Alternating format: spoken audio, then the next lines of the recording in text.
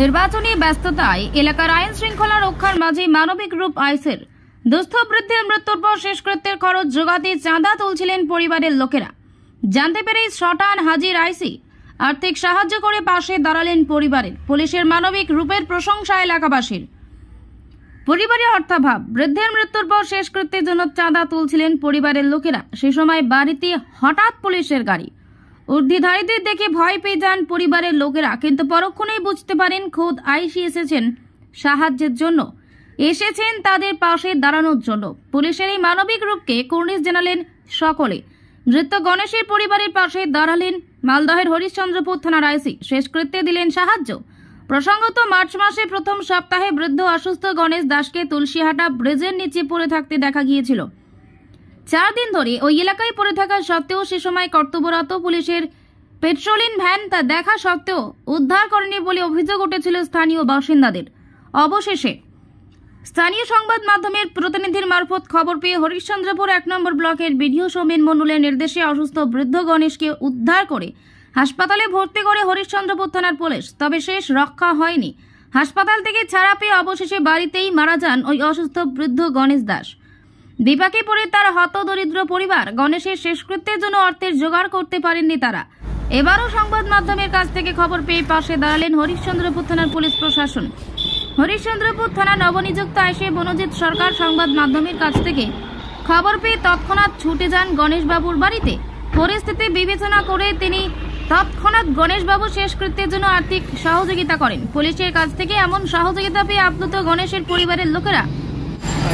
থানার আইসি সাহেবের সঙ্গে হয়েছিল। প্রথমে আসে তো আমরা দেখে অচমকা হয়ে গেলাম যে পুলিশের গাড়ি এসে কেন থামলো। তারপরে আইসি সাহেবকে বসতে দিলাম, তো বলছে না আমরা বসবো না। তো তারপরে পাইছে কিছুদিন আগে গণেশ দাস একটা পড়েছিল অন্য জায়গায়, তার মধ্যে একটা সামনে আমরা ডায়েরি করেছিলাম, নিজের ডায়েরি। পুলিশ বাবু এসে উদ্ধার করে আমাকে নিয়ে আসলো বাড়িতে। তারপরে উনি আজ মরে যান, সোমবারের দিন শ্রাদ্ধ আছে। তারপর আইসি সাহেব এসে আসলো আমাদের কাছে। তারপরে আমরা মাঝে কিছু বাড়ি গিয়ে শ্রাদ্ধের জন্য কানেকশন যারা করি। তো আইসি সাহেব শুনে আমাদের বাড়ি আসলো। আইসি সাহেব আসে আমাকে কিছু সাহায্য দিয়ে গেল, করে গেছে। খুব ভালো নতুন আইসি সাহেব এসছে, তো আইসি সাহেবকে আমি খুবই প্রচুর ধন্যবাদ জানাচ্ছি। এই সাহেব যেন হরিশ্চন্দ্রপুরে যেন দীর্ঘদিন থাকে, এই সাথে এটাই আমি কামনা করি। এই সাহেব হরিশ্চন্দ্রপুর এই ধরনের প্রথমে তো অসুস্থ ছিল, অসুস্থ অবস্থায় বাড়ি থেকে রবিবার বাড়ি থেকে চলে যাই বার হয়ে। পরে 5 দিন পর তারপরে আমরা পাইছিলাম ভবানী ব্রিজের ওখানে পাইছিলাম। কিন্তু আমরা থানাতে জানায় কমপ্লেন করছি, 24 ঘন্টার মধ্যে থানাতে আমরা কমপ্লেন জানাইছিলাম। যখন পাওয়া গেছে 5 দিন পরে ওখান থেকে আবার ওই পুলিশের গাড়ি আমাদের সহযোগিতা করে হসপিটাল অ্যাম্বুলেন্স যায়, আবার হসপিটালে ভর্তি করে 5 দিন। তারপরে বাড়িতে ভালো হওয়ার পরে আমরা বাড়িতে রাখলাম, 20 দিন পরে মারা গেছে। ভিডিও বলেছিল পুলিশকে, আবার ভিডিও বলার পরে পুলিশ আমাদেরকে সহযোগিতা করে হসপিটালে আনে দিয়েছে 5 দিন পর। 5 দিন পর কোথায় পাওয়া গেছিল? ওই ভবানী ব্রিজের ওখানে, ভবানী ব্রিজের ওই দিকে, তুলসী কাটার দিকে। আচ্ছা, সাহেব কোথায় এসেছিলেন আজকে? আজকে সদ্য প্রয়াত গণেশ দাসের বাড়ি এসেছিলাম আমরা।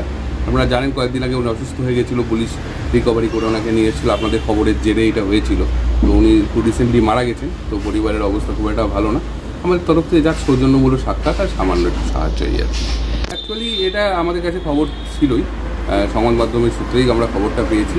তো সুতরাং আমি চাই যে সাধারণ মানুষ একটু ভালো থাকবে। আমাদের পুলিশ তরফ থেকে যতটুকু হেল্প করা যায়, খুব বেশি হেল্প তো আমরা করতে পারি না, তো ব্যক্তিগত স্তরে যতটুকু করা যায়।